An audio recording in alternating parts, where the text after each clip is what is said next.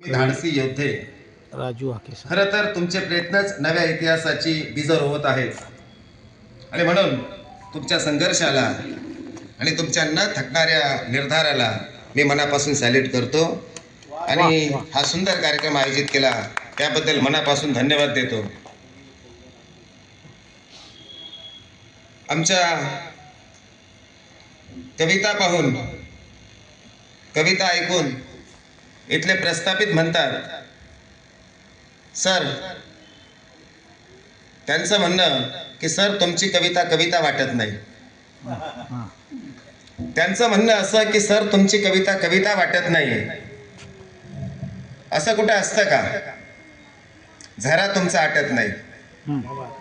त्यांचं म्हणणं असं की सर तुमची कविता कविता वाटत नाही। असं कुठं असतं का? झरा तुमचा आटत नाही, हुंदका आतून कुठं दाटत नाही। त्यांचं म्हणणं खरं आहे, त्यांचं म्हणणं खरं आहे, कारण माझी कविता तुटत नाही।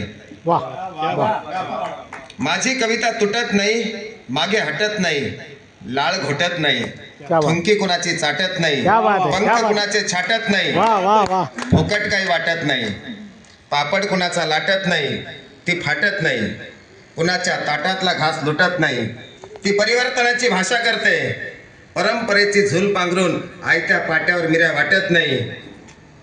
तुम्ही माझ्या कवितेला कविता म्हणावं मला फारशी गरज वाटत नाही। कुण मेक भट नीतीला फेक, भीम क्रांतीचा नारा ठोकून मेक भट नीतीला फेक, पडता पाऊस धारा मातीत माती जिथे होते एक। आजही लोक प्रश्न विचारतात भीम कोण होता? अरे भीम स्वतःच क्रांतीचा चेहरा, अरे भीम स्वतःच क्रांतीचा चेहरा आणि सम्यक विचारांचा वारसा होता। त्याच्यापासून क्रांती आणि तोच क्रांतीचा आरसा होता। त्याचा तोच धडपडत शिकत संघटित होत पडझड थांबवत आत्मशोध घेत राहिला। मी कोण? सादर करताय माणूस म्हणून असलेला माझं अस्तित्व नाकारणारा कोण? देवदानव, स्वर्ग नरक आणि पाप पुण्याचा सोयीनुसार लावलेला अर्थ, इतिहासाच्या पानावर केलेलं मलमूत्र विसर्जन काळाच्या ओघात आणि सूर्याच्या प्रकाशात सार स्पष्ट होत गेलं आणि सुरू झाला एक संघर्ष न संपणारा। त्या संघर्षाचं नाव होतं डॉक्टर भीमराव रामजी आंबेडकर।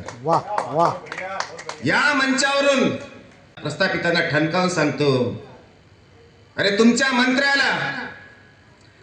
मंत्राला अशोकरावांचे मंत्र पाहिले आपण। अरे तुमच्या मंत्राला आणि भेदाभेदीच्या तंत्राला, अरे तुमच्या मंत्राला आणि भेदाभेदीच्या तंत्राला कधीच मारून फाट्यावर राजा निघाला परिवर्तनाच्या वाटेवर। आलंच रोखता तर घ्या रोखून, आलंच रोखता तर घ्या रोखून, उडवून बंदुकीचा बार साधत निशाणा ऐन मोक्यावर। साथीला फुले भगत सिंग किल्ला लढविण्या शेवटचा हुकमी आंबेडकर, उभा नाक्यावर